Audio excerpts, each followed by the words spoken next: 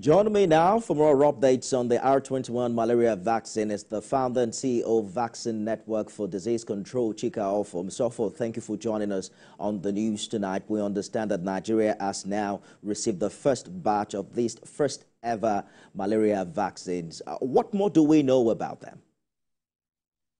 So that's a very good one. So congratulations to us to start with, because the first thing we have to understand is that vaccines save lives and save money. And then Nigeria, our story concerning malaria has not been really good.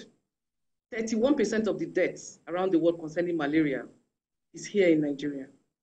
So you cannot even lace more morbidity on top of poverty that we're facing right now. So this is kind of a breath of fresh air, a relief for us now that we have a vaccine, and a good one for that matter, that will make sure to reduce morbidity and mortality concerning malaria.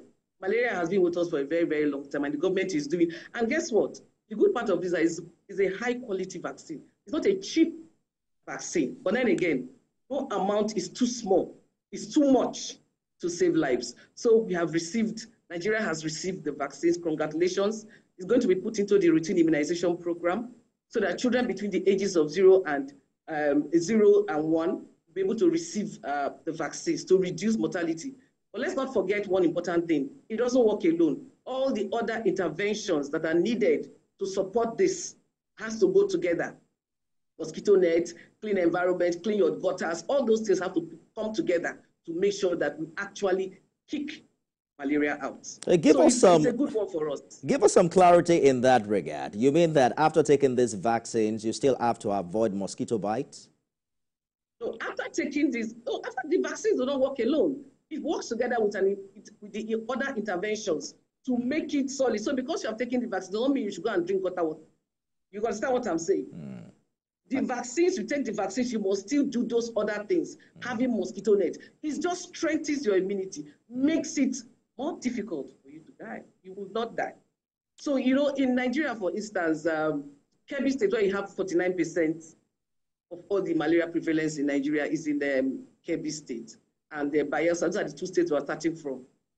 It is important that we know that the vaccines have to go with those other interventions. That is mosquito nets, that is cleaning your environment as well, cleaning your open gutters and all those things that will encourage, that will encourage mosquitoes to be around you. So it's very important that we understand it. It goes together.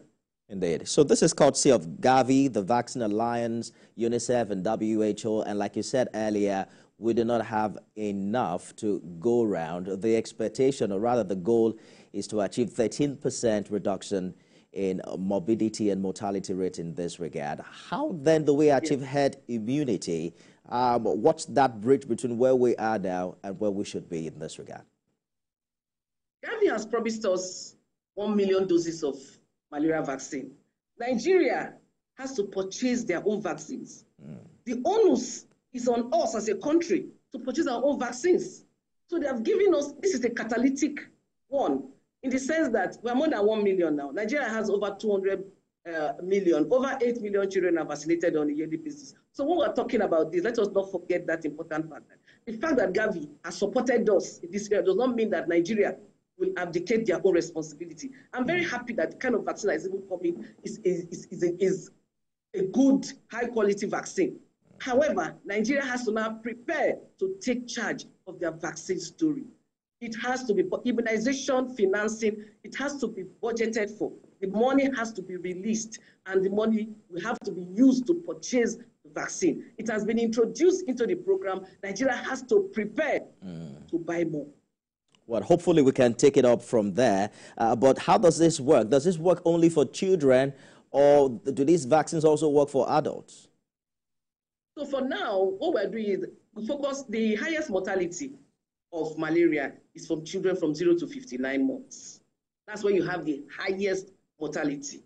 Adults, with more or less, we have built immunity over the years and all that. Okay. So Nigeria is focusing really on that particular age category. That's why they're putting it in the routine immunization program. I'm so excited about this, because as they put it into the routine immunization program, what it means invariably is that when you take a child to take their routine vaccine, when they get to the health center or whatever health facility they are. So whether they finish taking other ones, they're going to start the dose for malaria as well. So our focus for now as a country is on that particular age category.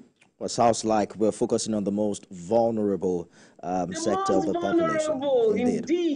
Indeed, the most vulnerable.